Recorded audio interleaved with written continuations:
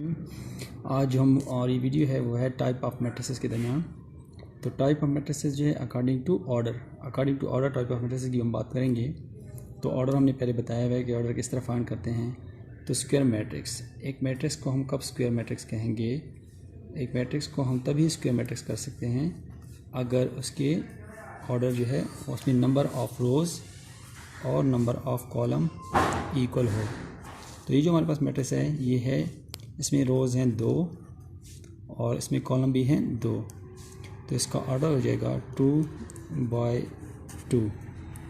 तो ये मैट्रिक्स है जी स्क्वायर मैट्रिक्स, यानी ऐसा एक मैट्रिक्स जिसमें रोज़ और कॉलम की तादाद बराबर होगी उसको हम स्क्वायर मैट्रिक्स कहते हैं। अब अगर हमारे पास एक है, ज़रूरी नहीं कि 2/2 हो, ये हम एक 3/3 का मैट्रिक्स लेते हैं ताकि आप समझ जाएं कि स्क्वायर मैट्रिक्स क्या होता है।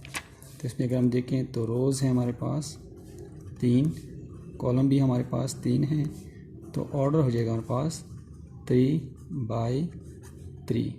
तो ये एक स्क्वायर मैट्रिक्स है। तो ये 2 एग्जांपल्स हो गए हमारे पास। तो आपके पास ये है एक क्वेश्चन कि ये एक मैट्रिक्स है, इसका आपने बताना है कि ये कौन सा मैट्रिक्स है, स्क्वायर मैट्रिक्स है या नहीं है। इसके बाद हम चलते हैं जी रेक्टेंगुलर मैट्रिक्स की तरफ।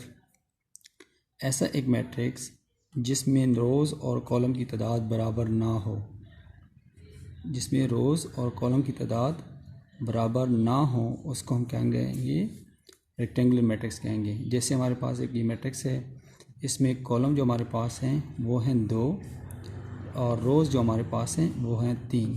तो ऑर्डर होता है हमारे पास किसकी इक्वल? रो बाई कॉलम होता है। तो रो बाई कॉलम हमारे पास है, रो हो जाएंगे 3 और जो कॉलम है वो हमारे पास 2 हैं। तो 3/2 हमारे पास एक रेक्टेंगुलर मैट्रिक्स बन गया।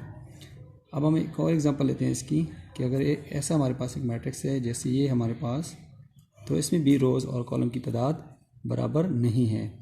सपोज़ करते हैं ये बी एक मैट्रिक्स है, इसमें हम रोज़ हमारे पास कितने हैं? रो हमारे पास इसमें हैं जी 3 और कॉलम है हमारे पास 1। तो ऑर्डर हो जाएगा हमारे पास क्या? 3/1। तो ये एक क्या है? एक रेक्टेंगुलर मैट्रिक्स है। इस तरह हमारे पास सी एक मैट्रिक्स है जिसमें ये है 1 2 3। तो इसमें हमारे पास क्या है कि रो हमारे पास है 1 और कॉलम है हमारे पास 3। तो ऑर्डर हमारे पास क्या हो जाएगा? 1/3। तो ये हमारे पास क्या हो जाएगा? रेक्टेंगुलर मैट्रिक्स हो जाएगा हमारे पास। तो ये 3 एग्जांपल्स हैं हमारे पास रेक्टेंगुलर मैट्रिक्स के। आपने बताना है कि ये क्या रेक्टेंगुलर मैट्रिक्स है कि नहीं है। इसके बारे में मैट्रिक्स में बताएं कि ये क्या कौन सा मैट्रिक्स है। कमेंट सेक्शन में जवाब दीजिएगा। ठीक, उसी को अगर हम कंटिन्यू करते हैं। अभी हमारे पास है कॉलम मैट्रिक्स। तो कॉलम मैट्रिक्स ऐसा मैट्रिक्स होता है जिसमें एक कॉलम हो। अगर किसी भी मैट्रिक्स में एक कॉलम है तो वो क्या है? कॉलम मैट्रिक्स है। जैसे हम कह सकते हैं कि हमारे पास ये है 1 और 2। तो इसमें हमारे पास एक ही कॉलम है, तो ये एक कॉलम हो गया। और रोज़ हमारे पास क्या है? इसमें 2 हैं। तो इसकी कंडीशन क्या है हमारे पास कि सिर्फ एक कॉलम होना चाहिए, तो वो कॉलम मैट्रिक्स कहलाएगा। तो जैसे कि हमारे पास एक और एग्जांपल हम लेते हैं कि सपोज सी एक मैट्रिक्स हमारे पास, तो 2 3 2 ये हमारे पास है एक कॉलम मैट्रिक्स जिसमें एक कॉलम की तादाद कितनी है? 1 है और रो की तादाद कितनी है? 3 है। तो ये इसका ऑर्डर हमारे पास तो होगा 3/1, या इसको हम लिख सकते हैं कि 3/1। कॉलम मैट्रिक्स में पहचान क्या है कि उसमें एक जो है कॉलम होगी। रोज़ कितनी भी हो सकती हैं? 4 भी हो सकती हैं। अगर हम डी एक मैट्रिक्स बना लें तो रोज़ पे अनलिमिटेड हो सकते हैं, लेकिन हमारे पास क्या है कि कॉलम कितनी होनी चाहिए? वो एक होनी चाहिए।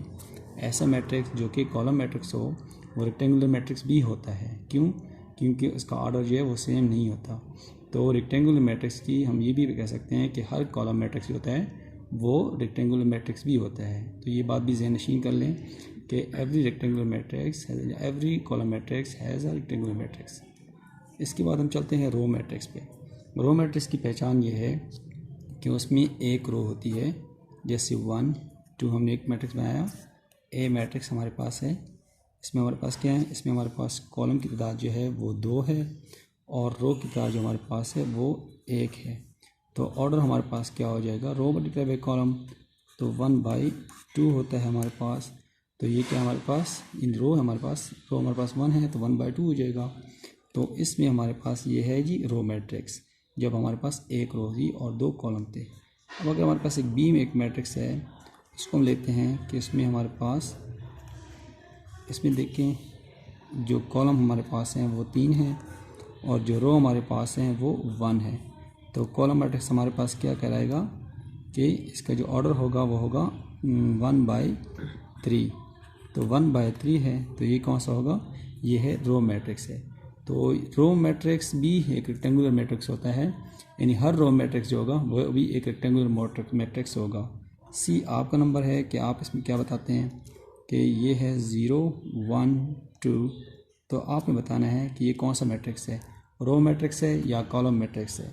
कमेंट सेक्शन में जवाब दीजिएगा। नल मैट्रिक्स क्या होता है, ऐसा एक मैट्रिक्स जिसमें एंट्रीज जो हैं वो सारे 0 0 हों तो वो नल मैट्रिक्स कहलाता है। जैसे हमारे पास एक मैट्रिक्स है, ये हमने एक नल मैट्रिक्स ड्रॉ कर दिया है। ए एक नल मैट्रिक्स है जो कि एक स्क्वायर मैट्रिक्स भी है। क्यों, क्योंकि इसमें जो कॉलम्स हैं वो 3 हैं और रो हमारे पास कितने हैं, 3 हैं। ऑर्डर हमारे पास क्या हो जाएगा, 3/3 हो जाएगा। तो ये हमारे पास क्या है, एक स्क्वायर मैट्रिक्स है लेकिन साथ नल मैट्रिक्स भी है। यही नल मैट्रिक्स में पहचान ये भी हो सकती है कि वो स्क्वायर मैट्रिक्स भी हो सकता है, लेकिन ये है कि ज़रूरी नहीं है कि हर नल मैट्रिक्स स्क्वायर मैट्रिक्स ही हो।